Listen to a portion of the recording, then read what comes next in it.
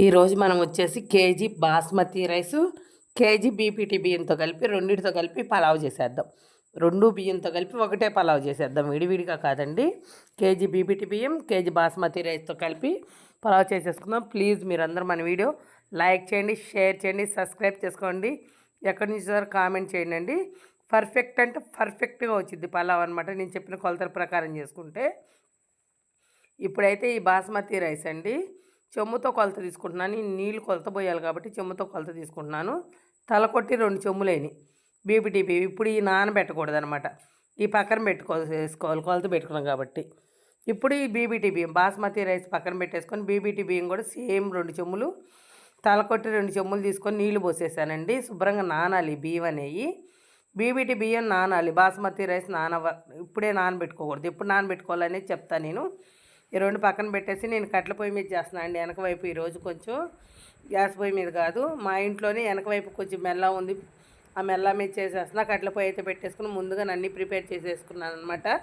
కొత్తిమీర, పుదీనాకు, కరివేపాకు, అల్లం వెల్లుల్లి పేస్టు, బిర్యానీ ఆకు, టమాటా, పచ్చిమిర్చి, ఉల్లిపాయ, చెక్క, లవంగాలు, షాజీరా, బిర్యానీ ఆకు అన్నీ రెడీ చేసి పెట్టుకున్నాను. ఫస్ట్ ఆఫ్ ఆల్ నేనైతే కొంచెం నెయ్యి, కొంచెం ఆయిల్ తీసుకున్నాను అనమాట.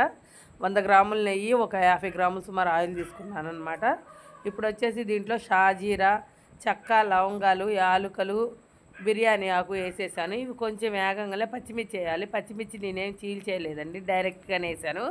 దీంట్లోనే ఒక పెద్ద సైజు ఉల్లిపాయ ఒకటి వేసి ఈ ఉల్లిపాయ మగ్గనివ్వాలన్నమాట. ఉల్లిపాయ మగ్గాక కొంచెం టమాటాలు, 2 పెద్ద సైజు టమాటాలు కూడా సన్నగా కోసేసి టమాటాలు కూడా మగ్గనివ్వాలన్నమాట. మనం టమాటాలు కూడా మగ్గాక ఇప్పుడైతే మనం పుదీనా, ఒక గుప్పెడు పుదీనా, కొంచెం కొత్తిమీర, కొద్ది కరివేపాకు 3 తీసుకొని వేసుకొని శుభ్రంగా కలుపుకొని ఒకరు మగ్గనియాలండి.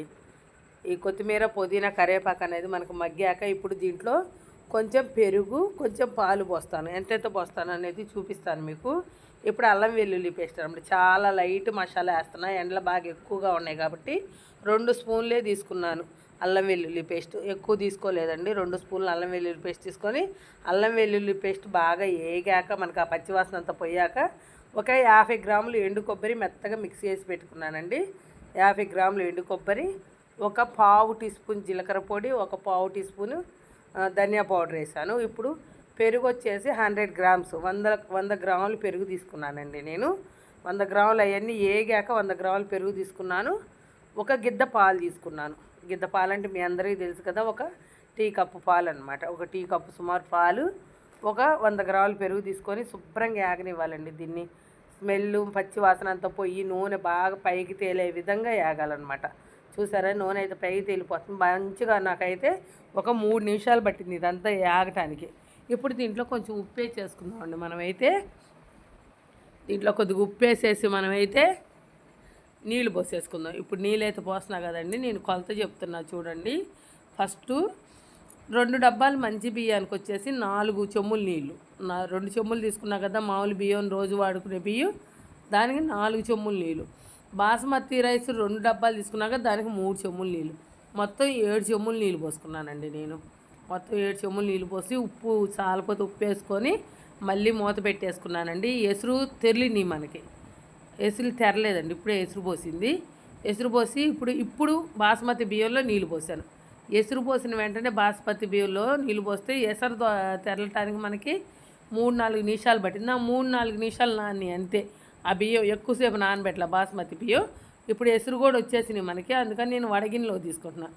మొత్తం బాస్మతి బియ్యం, నార్మల్ బియ్యం 2 కలిపేసి వడగిన్నెలోకి అయితే తీసేసుకున్నాను నేను. ఇప్పుడు శుభ్రంగా ఈ నీళ్ళు అనేది వడవనియాలి. ఒక్కరు అట్లా ఉంచితే చాలు. నీళ్ళు అనేది శుభ్రంగా మనం అట్లా కదిలిస్తుంటే నీళ్ళన్నీ ఒడిచిపోతాయి అన్నమాట.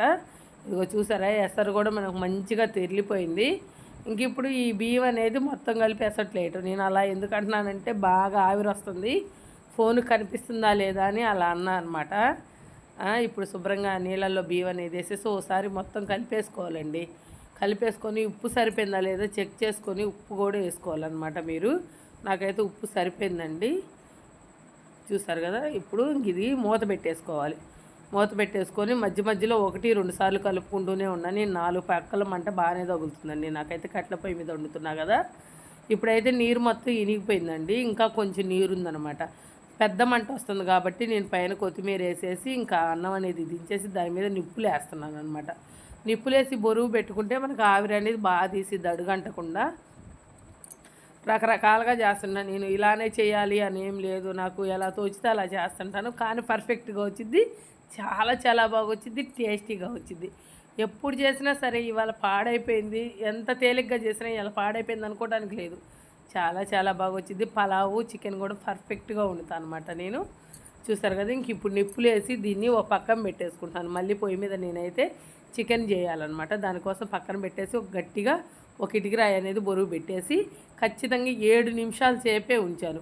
7 నిమిషాలు ఉంచి మళ్ళీ ఎక్కువసేపు ఉంచితే అన్నం పొడిబారిపోయింది అనమాట. మరీ పొడిబారిపోకూడదు, మనకి మెత్తదనంగా ఉండాలి అన్నం, టేస్ట్గా ఉండాలి. 7 నిమిషాలు ఉంచేసి ఆ నిప్పులన్నీ తీసేసానండి. అబ్బా ఎంత బాగా వచ్చిందంటే అంత బాగా వచ్చింది. పాలేసాను, పెరిగేసాను కదా, అట్లా కదిలిస్తే అలా ఉందనమాట. సూపర్గా వచ్చింది.